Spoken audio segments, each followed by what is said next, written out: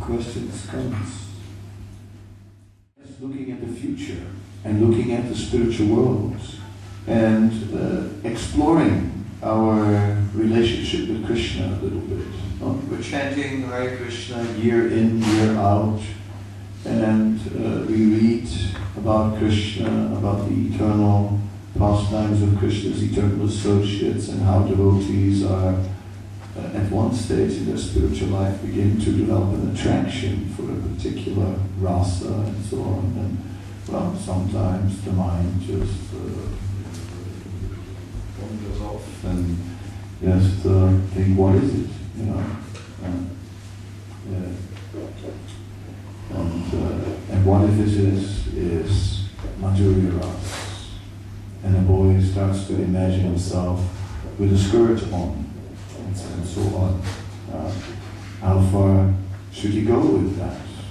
Yeah. That's quite controversial even within our Vaishnava. Yeah. If we start to imagine ourselves as in that gopi identity, and sort of begin to contemplate a little bit how we are in those pastimes, is that something we should explore? I can refer to Jaiva Dharma to bring some scripture in the picture. In Jaiva Dharma, Bhaktivedanta Thakur is speaking about Raghunadas Goswami, who came to Sri Damodar Goswami, and was sent to Sri Damodar Goswami by Chaitanya Mahaprabhu in Jagannath to learn about Antaranga Seva, about exactly that, serving Krishna in your spiritual body. And Raghunadas was trained by Sri Damodar Goswami in the process of automatic revelation. And then it is said that Gopal Guru Goswami, he was also there, and he was also later on trained by Sri Damodar Goswami, and he was trained in the process of conscious cultivation. So it is interesting that there we find some roots in our tradition for two approaches. One is the approach that the automatic revelation, everything will automatically come in due course of time. There's no need to sort of imagine anything or to mentally project anything. It will just emerge from the heart.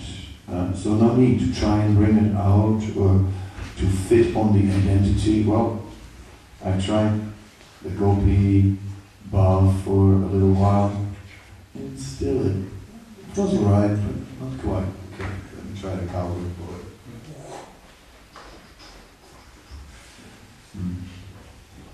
No need for conscious cultivation, automatic revelation.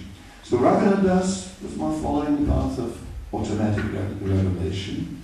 Gopal Guru Goswami and his disciple Jamachandra Goswami are coming in this line of conscious cultivation. So then Srila Prabhupada apparently put more the emphasis on automatic revelation. Then we saw a group of Vaishnavas, from across the river, who or here it's across the road, I guess, but who got more into that other approach of conscious cultivation, and who are still more in that mood. Both have some roots in our tradition and are coming from Sri Damodar Goswami, who is completely authorized. So there's the fact that he introduced them, according to Bhaktivedanta Thakur, authorizes both. But the automatic revelation is actual Raganuga Bhakti. It is actually where the bhav is emerging, where one is really acting out of love. Whereas the other one is not really loving yet, but one is trying to act it out. It's still Shakespeare, if you know what I mean. It's still Shakespeare. So therefore the automatic revelation is a path where one is closer to the heart, in one sense. It's more direct, stay connected to the heart. Therefore, the best thing as a follower of Srila Prabhupada, it appears that the best thing to do is to stay with our meditation where we are. See, meditation is there in any stage of our devotional service. And I'll give you a short example, because this topic is quite deep and important actually. But a short example. When I first came in touch with the Holy Name, it was in a music jam session with an American piano player. And he had been in India and he did ragas. And I had been in India and played guitar and I did ragas. So we were doing ragas and lots of drummers and all this thing going on. Then he says, you know what, let's do some mantra. And I thought, yeah, why not? Raga, mantra, all the same. Spiritual sound, you know. So for me, that was spiritual sound. I knew that much. And then he started to chant Hare Krishna. Play piano and sing Hare Krishna. We're all doing the Maha Mantra along with him.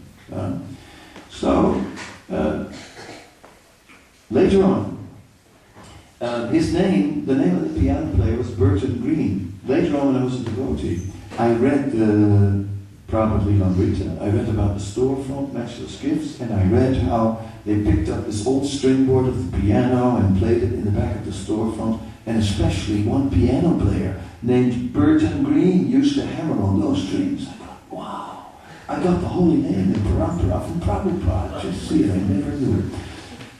But although I got the holy name, I had no realization of it, other than that it was spiritual sound. I heard Krishna, but no hesitation, no peacock feather, no yellow dhoti, nothing. So my smaranam was not very deep, my meditation was not very deep. But now my meditation's changed. Now you say Krishna, and before you know it, I drift off to Govardhan, and Yamuna Tira, you go for hours. Krishna, Krishna, I'm not going to.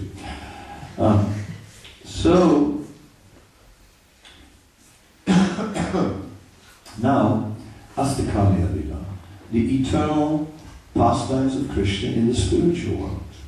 Bhaktivedanta Thakur says in Chaitanya Siksamrita that there are two types of pastime. Naimitika Lilas, the temporary Lilas of the material world, and the Nitya Lila, the Astakarya Lila of the spiritual.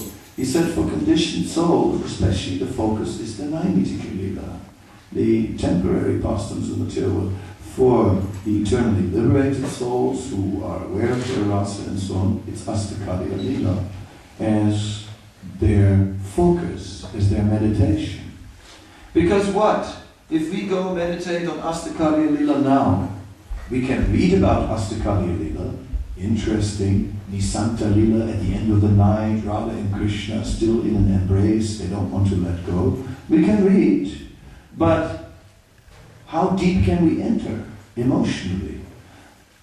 Radha, Krishna and their associates, they are all totally absorbed in deep love, selfless love. We are peeking into that pastime and the selfless, and we don't have that depth of love. Therefore, how long can we enter into it? So, therefore for us, Astakarya Lila is something we may read about, we may know about, but it is not our exclusive level of meditation. Therefore, we should meditate on the level where we are. And that is what Srila Prabhupada gave us, the process of automatic revelation. And that is the predominant mood of ISKCON. I think it's late, isn't it?